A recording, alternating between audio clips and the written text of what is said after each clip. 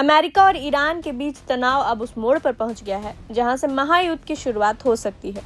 अमेरिकी राष्ट्रपति Donald Trump और उनके रक्षा मंत्री पीट हेग्सेथ की सख्त चेतावनी के महज कुछ घंटों बाद अमेरिका ने ईरान के कई ठिकानों पर ताबड़तोड़ हवाई हमले किए।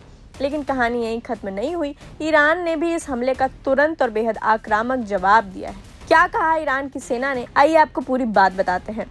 ईरान की ताकतवर सेना यानी कि रिवॉल्यूशनरी गार्ड्स IRGC ने एक बड़ा दावा किया है। IRGC का कहना है कि गुरुवार यानी 11 जून की सुबह सुबह उसकी एरोस्पेस फोर्स और नौसेना ने मिलकर अमेरिकी सैन्य ठिकानों पर एक बहुत बड़ा जवाबी हमला किया है।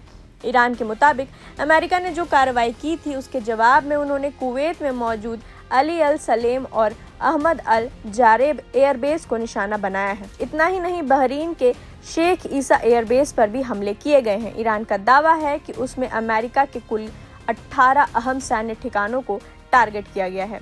ईरान साफ कह रहा है कि ये कार्रवाई अमेरिकी सेना के उकसाने का एक करारा जवाब थी। हालांकि हम आपको बता दें कि ईरान के इन दावों की अभी तक स्वतंत्र रूप से पुष्टि नहीं हो सकी है। अब इस जंग का असर पड़ोसी देश पर भी दिखने लगा है। ईरान के इन हमलों के बीच कुवैत ने आनन फानन में आज यानी 11 जून को अपने पूरे हवाई क्षेत्र यानी कि एयर स्पेस को बंद करने का ऐलान कर दिया है। कुवैत के director general of civil aviation ने इस बात की पुष्टि की है। हालात ये थे कि इस घोषणा से ठीक पहले कई इंटरनेशनल फ्लाइट्स आसमान में कुवैत के बॉर्डर के बाहर चक्कर काटती रही। कुवैत प्रशासन ने बताया कि उड़ानों के रूट बदल दिए गए हैं और उन्हें दूसरे सुरक्षित हवाई अड्डों की तरफ भेजा जा रहा है। हालांकि सुरक्षा कारणों से उन्होंने इससे ज्यादा जानकारी अभी नहीं दी है।